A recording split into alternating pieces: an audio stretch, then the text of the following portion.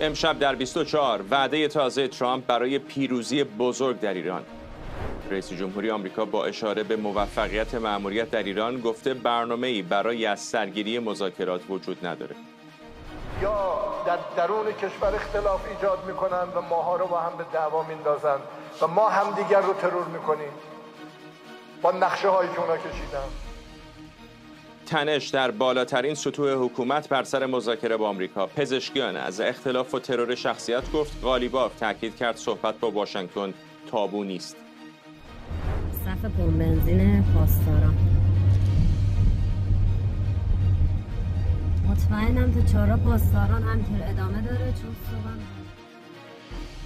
و گزارش اختصاصی ایران اینترنشنال از وضعیت اضطراری ذخایر سوخت کشور. ادامه استفاده از ذخایر راهبردی به اختلاف میان دولت و سپاه منجر شده.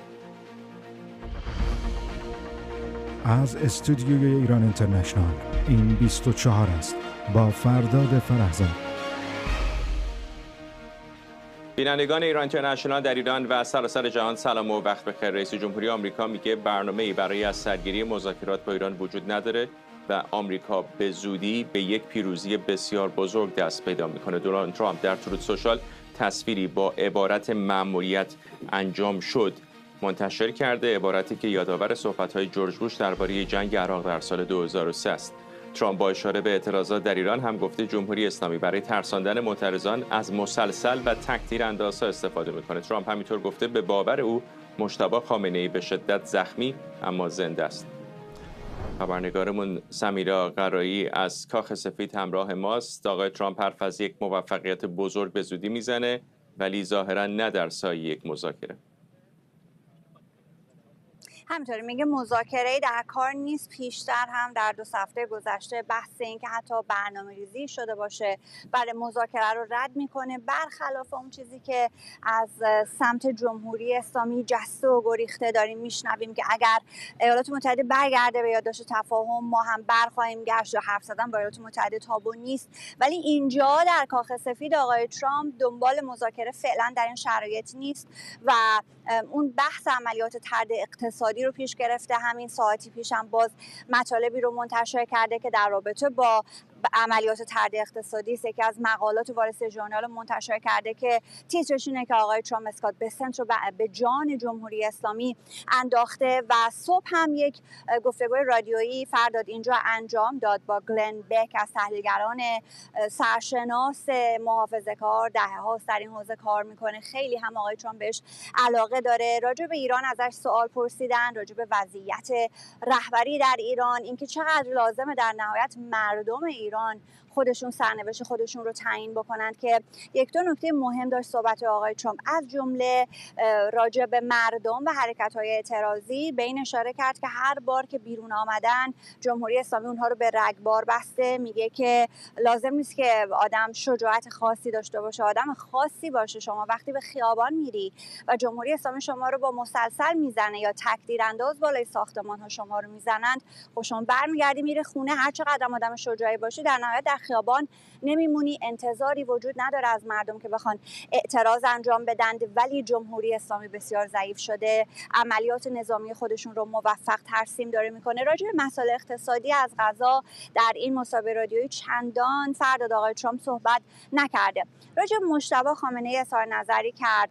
پیش از اینکه این مصاحبه انجام بشه آتلانتیک آمد یک مقاله‌ای رو راجع به سرنوشت مجتبی خامنه‌ای منتشر کرد. به هر حال سوال اینجا در رسانه‌ها هر روز نمیپرسن ولی هر از گاهی سر باز میکنه که مجتبی خامنه‌ای کجاست، آیا زنده است، آیا مرده. آژانس‌های اطلاعاتی اسرائیلی و آمریکایی نشون میدن که زنده است. آقای ترامپ وقتی داره با گلن بک صحبت میکنه میگه مجتبی خامنه‌ای زنده است ولی مجروح شده، از ناحیه چپ بدن، پا و دست دچار جراحت عمده شده. این صحبت رو پیشتر هم ما شنیده بودیم از آقای ترامپ. بارها گفته حالا به یک نحوی، به یک شکلی زنده است ولی صورتش به هم ریخته. در جای دیگری رویترز به نقل از منابع ایرانی میگفتن که صورت به هم ریخته، پاها رو از دست داده یا پاها دچار جراحت‌های زیادی شده. اما امروز آقای ترامپ در این گفتگو گفتگو که میکرد یک جمله ای رو اضافه کرد که پیشتر اضافه نمیکرد و اون اینه که احتمال مرگ مجتبی خامنه‌ای رو رد نکرد و گفت ممکنم هست که مرده باشه. اگر مرده باشه جمهوری اسلامی خیلی شو و نمایش خوبی رو اجرا کرده. هر بار که مذاکره میکردیم رفت آمد بود که برن با مجتبی خامنه‌ای صحبت بکنن، تاییدیه بگیرن. پس آقای ترامپ احتمال اینکه مجتبی خامنه‌ای مرده باشه رو هم مطرح کرده. بر اساس حرفایی که زده میشه به این فکر کرد که در ابتدای جنگ بعد از زدن بیت رهبری آژانس‌های اطلاعاتی نشون میدادن که مجتبی خامنه‌ای زنده است، ولی بعدش که چه اتفاقی افتاده باشه به نظر میرسه که مخفول هست و شاید این تردیدی که آقای ترامپ وارد کرده به همین برمیگرده. به مقاله آتلانتیک اشاره کردم، اونجا به نقل از منابع در داخل ایران افراد فکر میکنم 3 یا 4 نفر از بدنه دولت با آتلانتیک صحبت کردن و میگن یا مجتبی خامنه‌ای مرده یا در یک کما و اغمای مغزی است و یک زندگی نباتی داره و نمیتونه تصمیم بگیره، نمیتونه، اصلا در کماست کاملا و مدعی هستند که به خاطر شرایط فعلی و تمامی آنچه که سلسله مراتبی که به لحاظ سیاسی در داخل ایران و به لحاظ نظامی اتفاق افتاده رهبریتی وجود نداره و در حالتی هم نیست که بخوان مرگ او را به شکل قطعی اعلام بکنن. این چیزی که آتلانتیک پیش از صحبت‌های آقای ترامپ آمد منتشر کرد. اما در ادامه اخباری که در رابطه با این تنش‌ها وجود داره، ما آخرین خبر نامه عباس عراقچی است به سازمان ملل متحد. نامه‌ای نوشته به این عملیات طرد اقتصادی اعتراض کرده و جالبه فردا آقای عراقچی میگه که سازمان ملل متحد بیاد گزارش تهیه بکنه که ببینه مردم ایران برخوردارن از یک زندگی شایسته یا نه و دارن این رو مطرح میکنن که اقدامات ایالات متحده است که شرایط معیشتی بسیار بدی رو برای مردم رقم زده و از سازمان ملل دارن میخوان که این اقدامات رو محکوم بکنن. ایالات متحده رو تصمیمات یک جانبه آمریکا رو اینها رو بیان محکوم بکنند. و باز یک خبر دیگر که این هم تازه منتشر شده، سفر هیئت قطری است. در عین حال که این عملیات طرد اقتصادی خب آغاز شده، داره پیش میره، تلاطم دیپلماتیک هم به هر حال در منطقه دیده میشه. رفتن بدرگو سعیدی رو مشاهد بودیم، رفتن آسمانی رو شاهد بودیم. اونجا حالا یک توافق بین جمهوری اسلامی و عمان اگر بخواد شکل بگیره، میگفتن شکل گرفته. امروز از سپاه آمدن گفتن که هیچ چیزی نهایی نشده. حالا طرف قطری هم عازم تهران خواهد بود. در انتهای این هفته نخست وزیر قطر به تهران خواهد رفت و باید ببینیم که این تحولات آیا در پشت پرده یک بخشش به اینجا کاخ سفید ربط داره، آیا با پیامی از آقای ترامپ دارن به تهران میرند یا نه. چندین بار هستش که آقای ترامپ یک موضعی گرفته در قبال ایران و بعد دیدیم تغییر داده. مشخص نیستش که این موضع تحریم اقتصادیشون ادامه‌دار خواهد بود یا این هم عمر کوتاهی خواهد داشت، ولی در عین حال گزارش‌هایی هستش که آقای مارکو روبیو وزیر خارجه آمریکا به همتایانش در جهان گفته که فعلا رویکرد آمریکا حمله جدیدی نیست. همینطوره و کاری که دیروز در واقع خبرش دیروز آمد به شکل اختصاصی از سمت رویترز اینه که تعدادی از سفارتخانه‌ها و کنسولگری‌های ایالات متحده در منطقه تصمیم گرفتن که نیروهای خودشون رو برگردونن. این دیپلمات‌های آمریکایی که در پی جنگ با جمهوری اسلامی برگشتن به ایالات متحده الان دوباره دارن به مأموریت فرستاده میشن، هرچند که برخی از کشورها با هم متفاوته. مثلا عراق، کویت، بحرین با 75% توان یعنی استف نیرو کار خودش رو آغاز خواهد کرد، ولی لبنان مثلا قراره که کامل کنسولگری آمریکا کار خودش رو آغاز بکنه. این یک نشانه میتونه باشه مبنی بر اینکه آمریکا معتقده در خاورمیانه فعلا یک اقدام عظیم نظامی در کار نخواهد بود و آقای روبیو هم به همتایان خودش برخی اطلاع داده که فعلا به سمت همون گزینه اقتصادی خواهند رفت. جنگ اقتصادی فردا ترسیم میکنن، یعنی وقتی که صحبت میشه اینو یک اگریشن، یک اقدام تهاجمی نظیر یک جنگ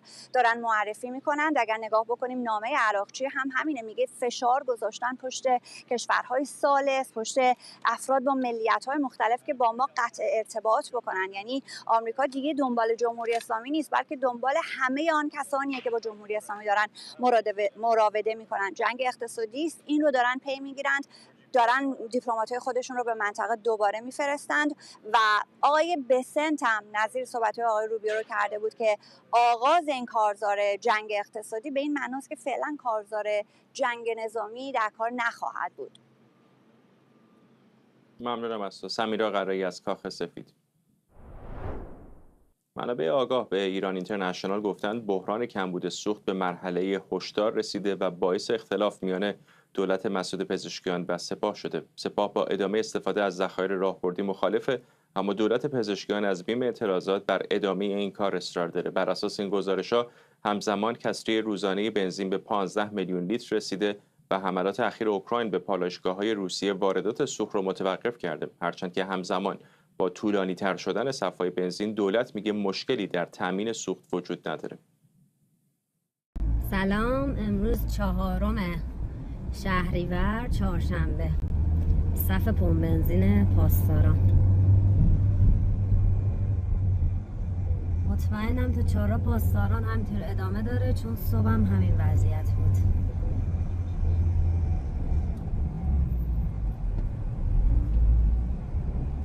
این صف همچنان ادامه داره.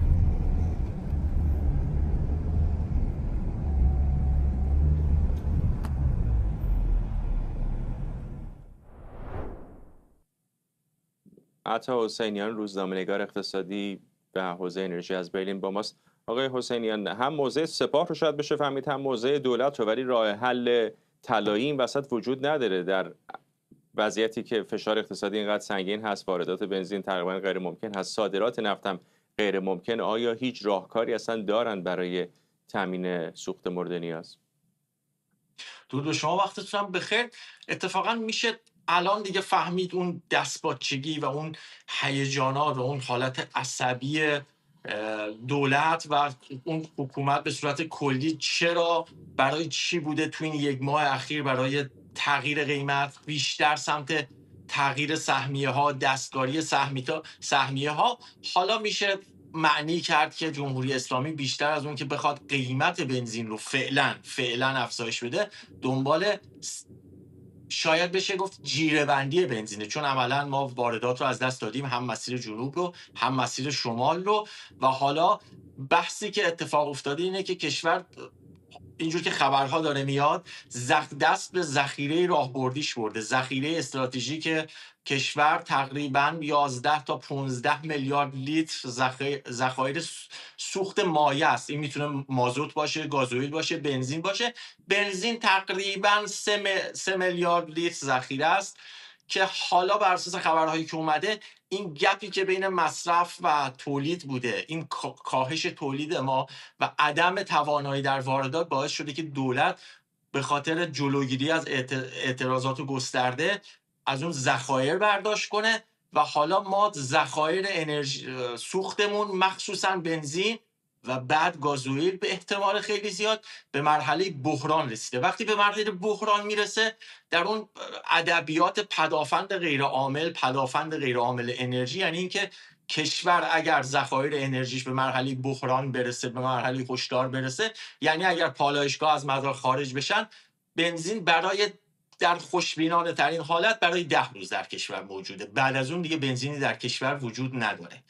حالا این چیزی که خبرها اومده، درگیری بین سپاه، حالا یا بهتر بگیم اختلاف بین سپاه و دولت، بیشتر سر اینه که هر جوری که شده دولت این صرفه‌جویی یا این جیره‌بندی رو به صورت جدی‌تری انجام بده، چون دیگه ذخایر انرژی، ذخایر پشتیبان بنزین و گازوئیل عملاً دیگه به تهش رسیده و جوابگو نیست. اگر ما در آینده بخوایم فرض بگیریم که درگیری ها همچنان ادامه داره، شرایط خلیج فارس ملتهب یا ملتهب تر بشه. آقای حسینیان با ما بمونید. میخوام بخش دیگری از پیام‌های ویدئویی مخاطبان ایران اینترنشنال درباره کمبود بنزین در ایران رو پخش بکنیم. فقط این توضیح رو بدم که صدای افراد با هوش مصنوعی تغییر داده شده. مشهد ساعت 12:18 صف پمپ بنزین، منطقه رضاشهر.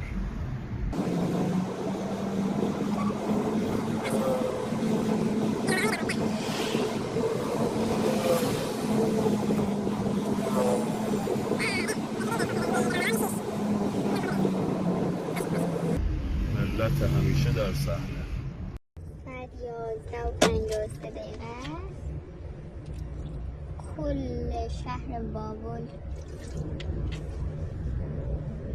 به پمپ بنزین نداشت، همه پمپ بنزین ها بسته بودن. پمپ بنزین داشت، بنزین نداشت.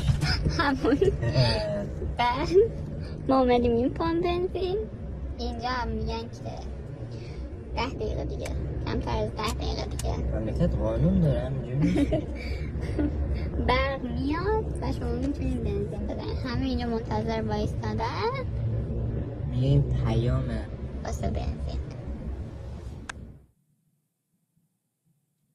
آقای حسینیان، این بمب ساعتیه برای حکومت، اینطور نیست؟ فقط میشه تصور کرد که با ادامه این وضعیت اوضاع چطوری خواهد شد؟ به این با مسدود بودن جنوب، با مسدود بودن و محاصره دریایی، عملا میشه گفت بنزین و در گام بعدی گازوئیل. اگرچه من به زعم من گازوئیل وضعیتش به مراتب بدتر از بنزینه. سرما رو پیش رو داریم، گاز رو در پارس جنوبی از دست داریم. نیروگاه همین الان باید برای زمستون گازوئیل ذخیره کنن، نکردن چون تابستون فقط با گازوئیل و مازوت برق تولید کردن.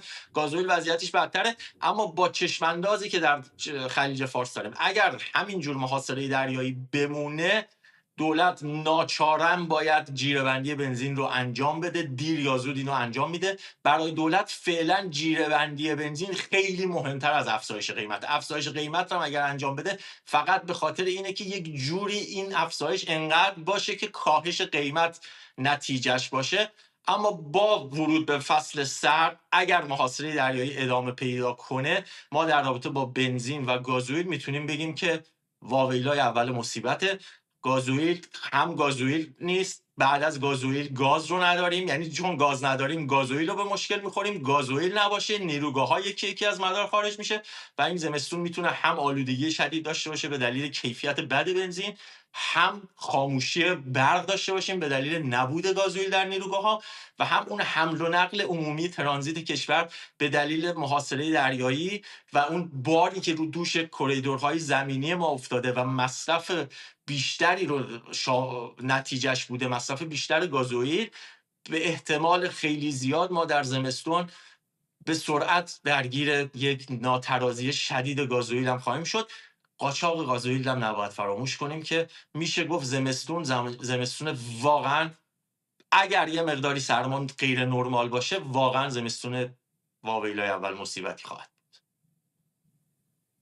ممنونم از شما عطا حسینیان، روزنامه‌نگار اقتصادی و حوزه انرژی از برلین.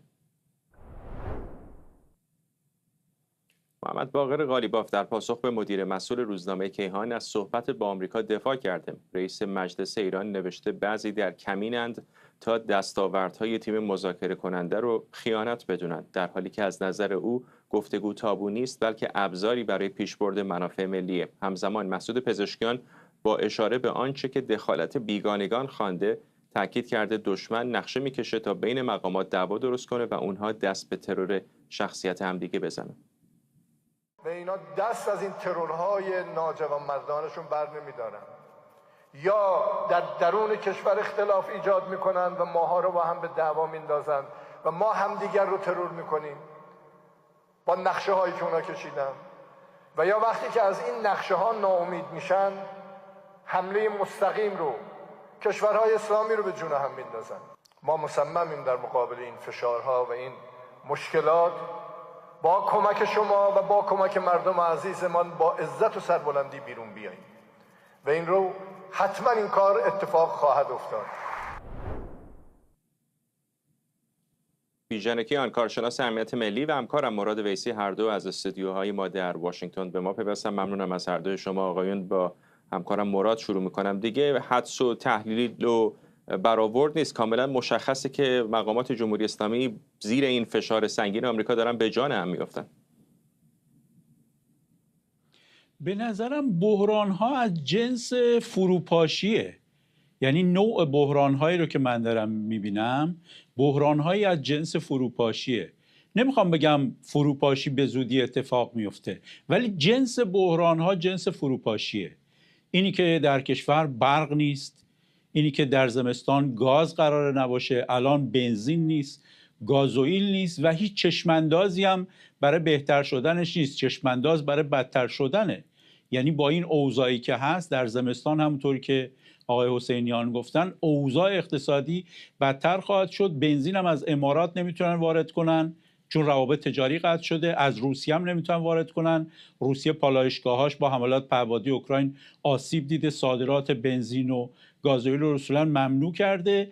جنس بحران‌هایی که من میبینم به نظرم جنسش از نوع فروپاشی شبیه اواخر دوره شوروی شده که موشک دارن، اتمی هم هست، قاره پیما هم هست، ولی بنزین ندارن. نمیدونم تو فروشگاه‌ها مواد غذایی نیست، شیر خشک برای بچه‌ها نیست. الان اقتصاددانای ایران گفتن که اگر 6 ماه زیر 1 میلیون بشکه نفت بفروشن قحطی هم شروع میشه.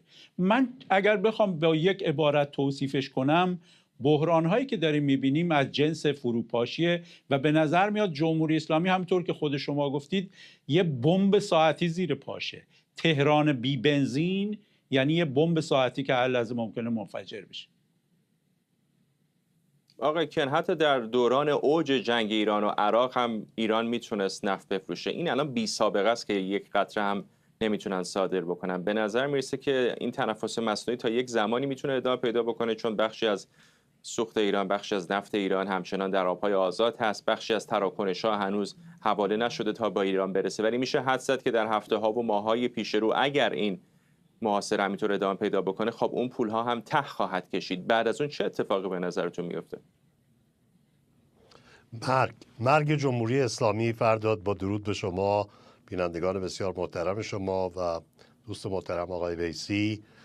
بایستی بگیم که وقتی میگفتیم که جمهوری اسلامی مرده است ولی این جمهوری اسلامی جدید مرگبار است، شاید عده‌ای میگفتن که این خیلی خوشبینیه که ما این نه پیشبینی، در حقیقت یک تشریح واقعیتی است که شاهدش هستیم.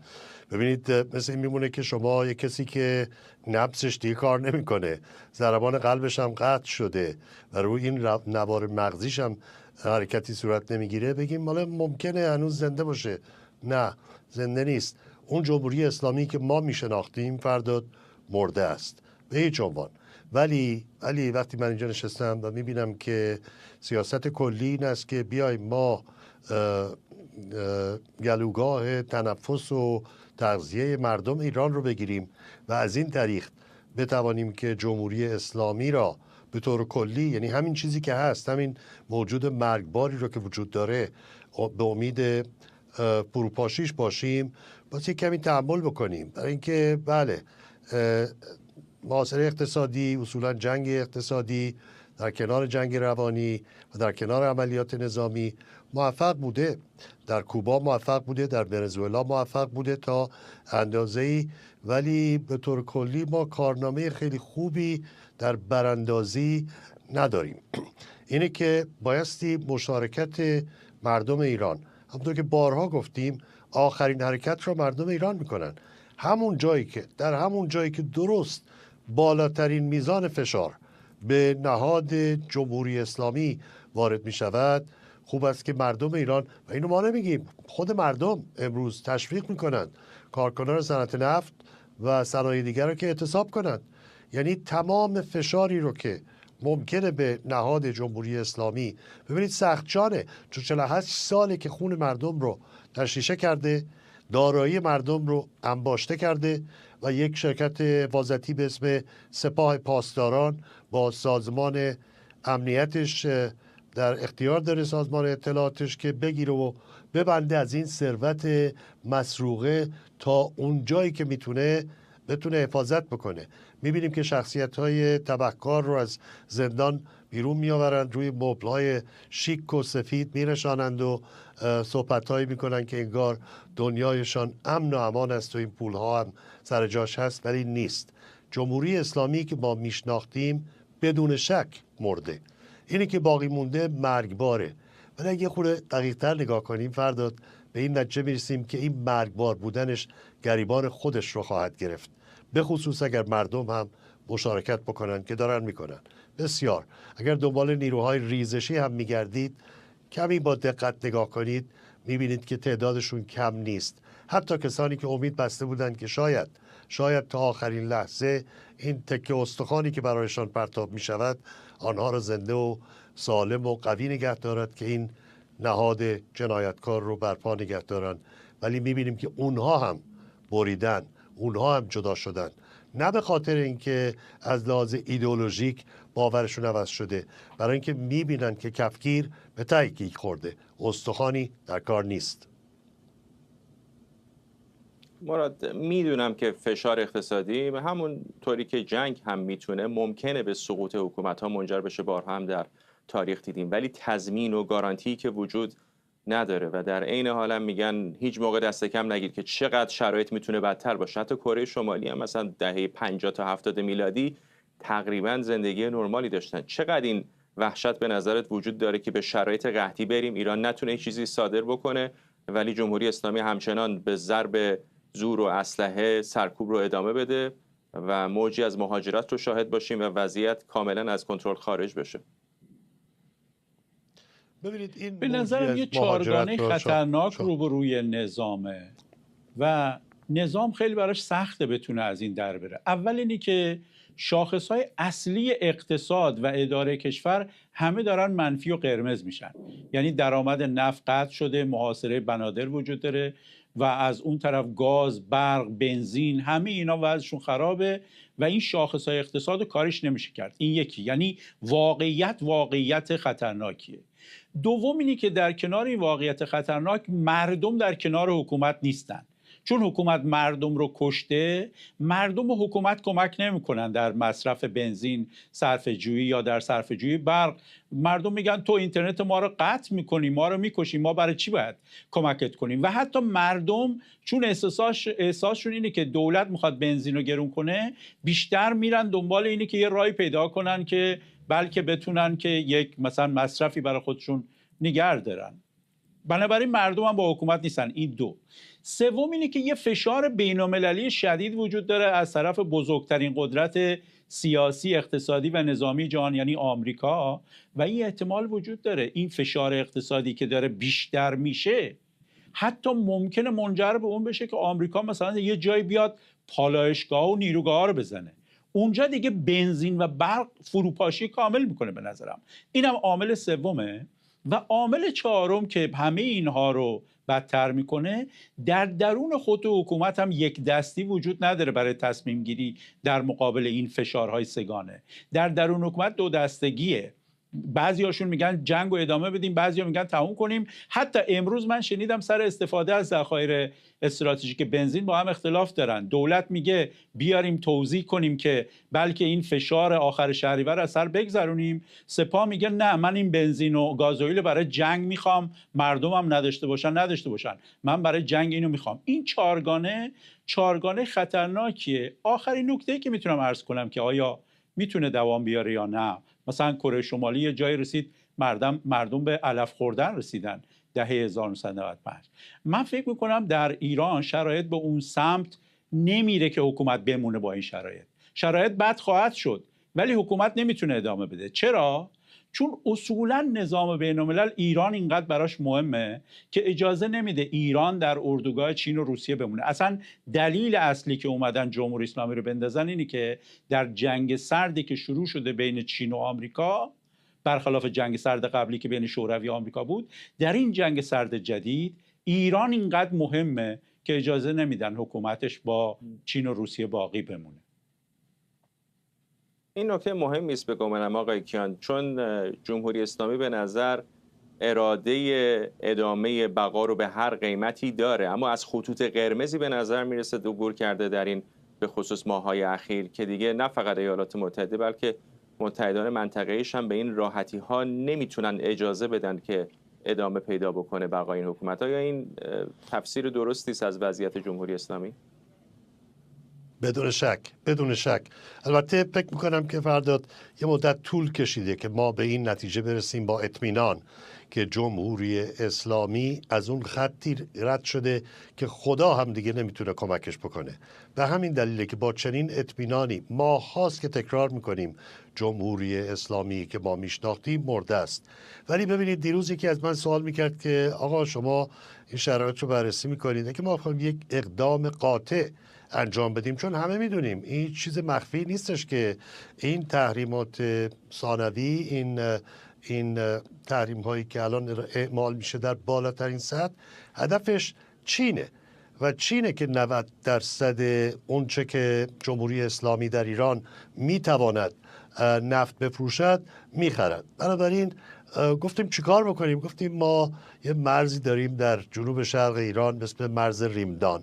این مرز ریمدان یک راه ارتباطی مستقیم به چین نیست، ولی راه ارتباطی مستقیم به کریدوری است که به چین متصل میشه و این مرز همون جایی است که الان تمام چیزهایی که جمهوری اسلامی کم داره از این مرز داره وارد میشه و وارد ایران میشه. گفتیم اگه این مرز مسدود بشه، غیر قابل استفاده بشه، ضربه‌ای به جمهوری اسلامی وارد میشه که دوران سختی مردم ایران رو کوتاه‌تر بکنه. این یکی. دوم این که گفتیم که بله ما نمیتونیم اینجا بنشینیم و شادی بکنیم که این تحریم ها ملت ایران رو به علف خوردن وامی دارد. ما هیچ کدوم ما فکر نمی کنم که دوست محترمم آقای ویسی هم حتی خوشحال باشند یا شما یا هیچ کس دیگه بینندگان محترم. ما فکر میکنیم مردم سخت میگذره بهشون، درد میکشن. یک مادر جوان 19 ساله با یک کودک شیرخوار وقتی شیر خشک پیدا نمیکنه، وقتی بچه‌شو باستی با آب و قند بزرگ بکنه، تفکرش عوض میشه راجع به سیاست و جنگ و تحریم اقتصادی، جور دیگری فکر میکنه. بایستی این دوران رو کوتاه کرد. اون چیزی که از ما میپرسند که چجوری ما چیکار بکنیم، آقای کیان شما یه جوری صحبت میکنید مثل اینکه ما میخوایم با کارد قصابی گلوی جمهوری اسلامی را قطع کنیم و شما میگویید نه با کارد کره‌بری هم این کار رو میشه کرد. نمیشه. گفتیم خب اگر نمیشه پس یه فکری بکنید که کمک‌های بشردوستانه به طریقی به مردم ایران برسه. به هیچ عنوان من این منطق رو نمیبینم که اگر ما مردم رو خفه کنیم دولت فرو میپاشد. نه، همونطور که شما گفتید اینجا اینهایی که ببینید این مرز ریمدان که راجبش صحبت میکنیم، این گازی که از اونجا میره بیرون، این آقای مرشی این تأسیسات ایشانه، یعنی گاز آقای مرشی در از اینجا رد میشه. همین آقای مرشی که بخشی از سیستم به حال به هم تنیده است دیگه، یعنی در خلک فعالیت نمیکنن. حکومت ایران و مردمش ناخواسته به هر حال به هم تنیده هستن. یعنی وقتی جمهوری اسلامی نمیتونه بنزین وارد بکنه، اون کسی که یه دونه رستوران هم داره و باید بره مغازه‌شو باز بکنه، به کارمندانش حقوق بده، سوخت نداره که به کارش برسه. مقصودم اینه که به هر حال این فشار اقتصادی در نهایت فقط ببینید من فکر میکنم که لازمه که ما صدایی باشیم که این صدا این نیستش که ما خارج نشینان هیچ حساسیتی نسبت به درد و رنج اونها نداریم، نفرتی که از جمهوری اسلامی داریم که بر هیچ کس پوشیده نیست به جای خودش، ولی ما بایستی در اینجا این صدا رو حتما شنیده بشه در حلقه های سیاست گذاری، که همونطور که در غزه شما سعی کردید با تمام مشکلات مردم رو به جای نرسونید. آقای پرستاد، من میخوام بگم که با دوست محترم جناب ویسی باید فکر بکنیم که ما روبرو چه داریم. من تصویر بسیار سیاه و بسیار دردناکی رو در جلو میبینم. پیشگو نیستم، ولی تمام نشانه هایی که داریم نگاه میکنیم به یک قحطی. ما دولتی داریم که به زندگی مردمش اهمیتی نمیده به هیچ عنوان. دولتی نیست که بگوید که نه ما رسیدیم به ته خط، بنابراین بهتره که تسلیم بشیم. این دولت وقتی تسلیم می شود که همه فشارها و در ضمن این ریزبینی نظامی رو بستی داشته باشیم که من اطمینان کامل دارم که همه دستگاه‌های سیاستگذاری و تصمیم گیری و عملیاتی واقف هستن. اونا بهتر از من میدونن که مرز ریمدان کجاست و چه اتفاقی داره میفته. در ضمن خیلی جالبه، وقتی پاکستان و قطر قراره که بیانجیگری بکنن در اینکه بندر گوادر با بندر چابهار قرار رقابت بکنه و قطر هم بنشیند و گاز مایع را بفروشد و البته که دلش نمیخواهد که جمهوری اسلامی کارخانه گاز مایع داشته باشد، ولی ایران آزاد گاز مایع را خواهد داشت بدون شک. الان پروژه آیمک داره هند و به امارات، از امارات به اسرائیل، به اردن، از اونجا به اروپا وصل میکنه.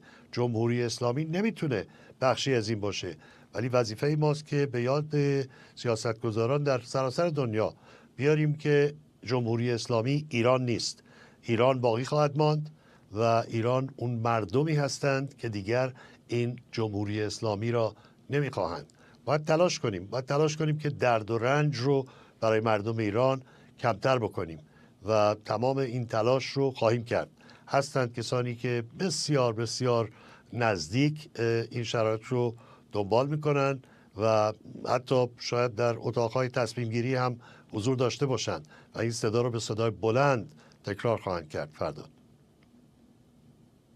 مراد، با چند کشور دیگه شرایط رو مقایسه کردیم. حرف از کوبا شد، کره شمالی شد، ونزوئلا شد. یک تفاوتی که شاید عمده جمهوری اسلامی با این کشورها داره اینه که نظام مالی کمونیستی به اون شکل نداره. درسته که بازار آزاد نیست، ولی بالاخره یک جامعه اقتصادی پویا داره. همین الان هم صادرات نفت ایران درسته که نزدیک به 1/4 تا 35% هزینه‌های دولت رو تامین میکنه، اما چیزی در حدود 10-12% اقتصاد ایران هست. آیا فکر میکنی که ممکنه ایران به شدت فقیر بشه اما کمر حکومت نشکنه اقتصادی؟ در 48 سال گذشته جمهوری اسلامی مثل یه مستی بوده که تلو تلو میخورده، نه قد راست میکرده نه میافتاده. بعضی موقع آدم فکر میکرده که این میفته، نیفتاده، ولی هیچ وقت هم قد راست نکرده. شبیه ترین وضعیت بهش اینه که همیشه تلو تلو میخوره و امیدش اینه که بشه از این ستون به اون ستون فرجه. الان هم امیدش اینه که مثلا شهریور بگذره، مصرف بنزین میاد پایین، یه توافقی با عمان بکنه، یه ذره اوضاع بهتر بشه، نمیدونم در انتخابات اسرائیل آمریکا یک اتفاقی بیفته. ولی من فکر میکنم که واقعیتش اینه که این نوع روش ها در نهایت جواب نمیده. این روش هایی که جمهوری اسلامی میره مثل این میمونه که یه کسی مدام پول نزول میکنه، به تدریج دیگه اینقدر بهره پول میره بالا، دیگه نمیتونه ادامه بده. الان این بحران هایی که در جمهوری اسلامی هست به نظرم دیگه بحران هایی که از جنس فروپاشیه و موقعی که داریم نگاه میکنیم وضعیت داره به اون سمت میره. آیا این معناست که حتما به زودی اتفاق میفته و دچار سرنگونی میشه؟ این دیگه بستگی به اپوزیسیون ایران داره و مردم ایران. حکومت جمهوری اسلامی همیشه دنبال سرکوبه. مردم ایران همیشه پای کار بودن، از 96 تا حالا 4 تا قیام بزرگ داشتن. مردم هم کار خودشونو میکنن. نظام بین الملل هم نگاه میکنه ببینه که آیا جمهوری اسلامی اگر افتاد میاد سمت مردم ایران، نیفتاد که نمیاد. اونی که این وسط میتونه معادله رو عوض کنه تا حد زیادی به نظرم اپوزیسیون ایرانه. کسانی که واقعا دل در گروه سرنگونی جمهوری اسلامی دارن باید به هم نزدیک بشن. اگر هم به هم نزدیک نمیشن، اختلافات با همو کنار بگذارن، جدا جدا علیه جمهوری اسلامی با هم کار کنن. من تلقیم اینه این جمهوری اسلامی با این شرایط، با این فشار بین‌المللی به سمتی میره خواه ناخواه دوباره مردم ایران قیام میکنن. اصلا دست کسی هم نیست. اینم نیست که مثلا بعضیا بگن الان قیام در این شرایط خوبه یا بده. من اصلا به اونش کاری ندارم. من معتقدم این شرایط دوباره باعث قیام مردم میشه. به نظرم دوباره شرایطی پیش میاد که مردم از اپوزیسیون سوال میکنن خب شما چجوری میایید جلو؟ اکثریت مردم ایران هم اعتمادشون رو به شاهزاده رضا پهلوی نشون دادن. اکثریت مردم پشت سر ایشون جمع شدن. اگرم کسی نمیخواد پشت سر شاهزاده بیاد ایرادی نداره، خودش ولی علیه جمهوری اسلامی باشه، نه یان علیه همدیگه کار کنن. یه نکته‌ام راجع به آمریکا بخوام بگم، واقعیتش اینه، سوالی که شما از جناب کیان کردید، مردم ایران فشارها رو فشارهایی که به جمهوری اسلامی میاد، اوضاع اقتصادی که شما گفتید در هم تنیده است با مردم ایران مشروط به اینه که جمهوری اسلامی رو سرنگون بکنه با این درد و رنجا کنار میان. مشروط بر اینه که این به سرنگونی منجر بشه، وگرنه اگر درد و رنج باشه به سرنگونی نرسه، مردم میگن خب چه فایده داره. مردم ایران از جنسی میخوان، میگن آقا اگر اسرائیل داره مقامات رو میزنه، فرمانده ها رو میزنه، مراکز حکومتی رو میزنه، ساختار سرکوب میزنه، اجازه بدید بزنه. اگر داره ایست بازرسی میزنه و به مردم روحیه میزنه، به آمریکا میگن آقا اجازه بدید بزنه. مردم ایران همه چیز رو مشروط به سرنگونی نگاه میکنن. مسئله اول مردم ایران الان سرنگونیه، هر چیزی رو با سرنگونی میسنجن. بنابراین این وضعیت‌های جدید اقتصادی هم با سرنگونی میسنجن. اگر این منجر به سرنگونی جمهوری اسلامی بشه، چون مردم ایران مسئله اولشون الان سرنگونیه، به نظرم درد و رنج 48 ساله‌ای که بهشون اومده میگن خب چند ماه بیشتر سرنگونش بکنیم. برای مردم ایران مهم اینه که آیا این منجر به سرنگونی میشه یا نه، با این میسنجن همه رو. ممنونم آقایون. مراد ویسی همکارم و بیژن کیان کارشناس امنیت ملی.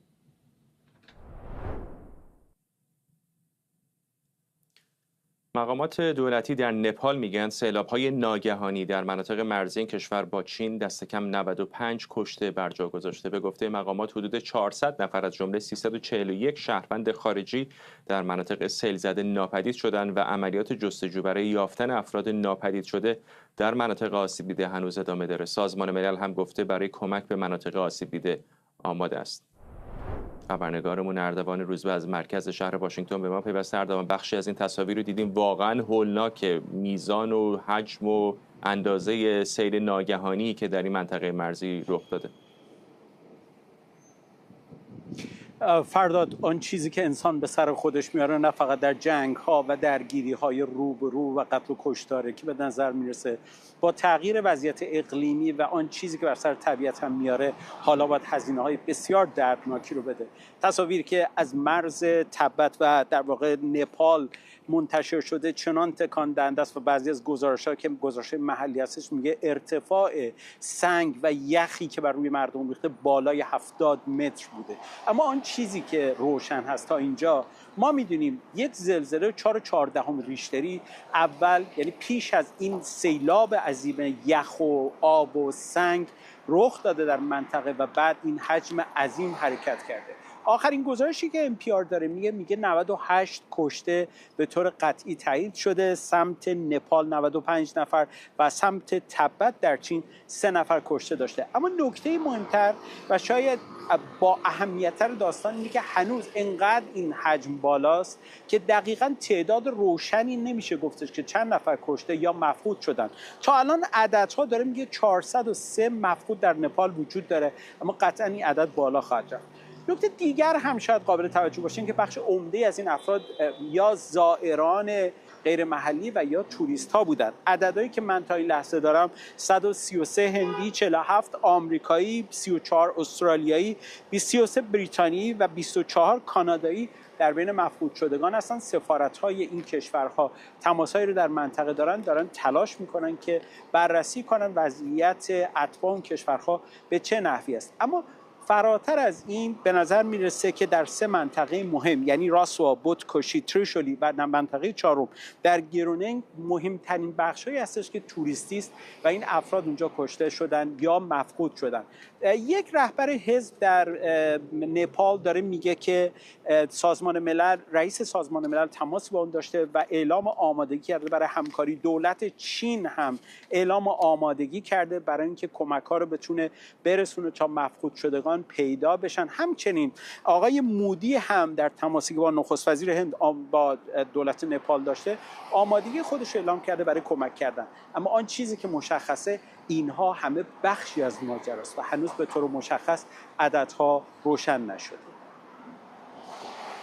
ممنونم از تو. اردوان روزبه همکارم از مرکز واشنگتن دی سی با ما. ممنونم از شما هم که بیننده برنامه 24 امشب بودید. برنامه رو کمی دیرتر میتونید دوباره در یوتیوب ایران اینترنشنال ببینید.